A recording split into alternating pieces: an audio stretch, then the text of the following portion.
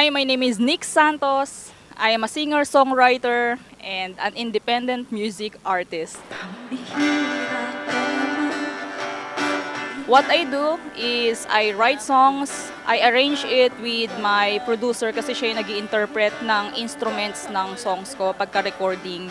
And I also produce, ako rin yung director ng sarili ko mga music videos na makikita nyo sa YouTube, sa TikTok, kung saan man sa social media.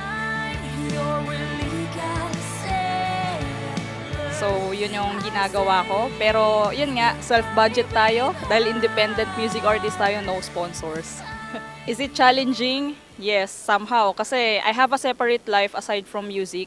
May family ako. Full-time mom ako pag-araw and then pag-gabi, nag-work ako.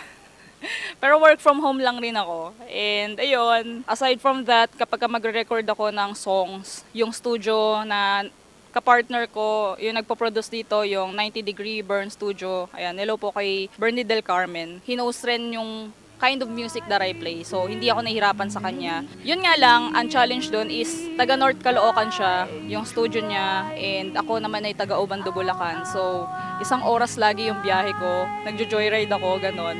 Joyride, bikini, man.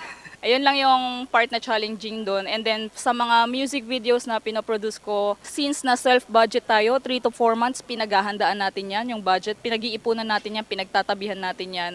And during those period, kinakausap ko na yung team, kung sino yung kukunin kong videography team, kung may artista ako minsan sa music video na kukunin. Everything 3 to 4 months ahead yung time ng preparation namin. But it is fulfilling to see the final results of my work.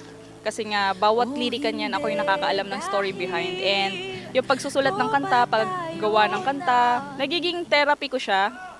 Actually, pag nagsusulat ako ng kanta, minsan 5 minutes lang. Yung Mu is 5 minutes ko lang siya nabuo.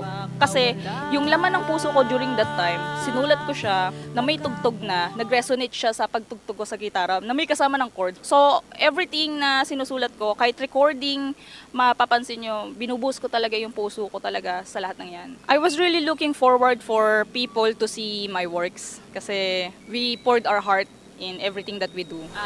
Tapos, syempre, pera ang labanan talaga para sa pagmamarket ng mga music videos and yung mga kanta natin. Pag wala ka niyan swertihan mo talaga kung may mag-viral ka talaga na kanta. Kaya kung makita nyo tong music video na ito sa feed nyo, I hope na you would give it a chance to listen. Kung magustuhan niyo yung song, thank you so much and don't forget to follow me na rin sa Spotify and also stream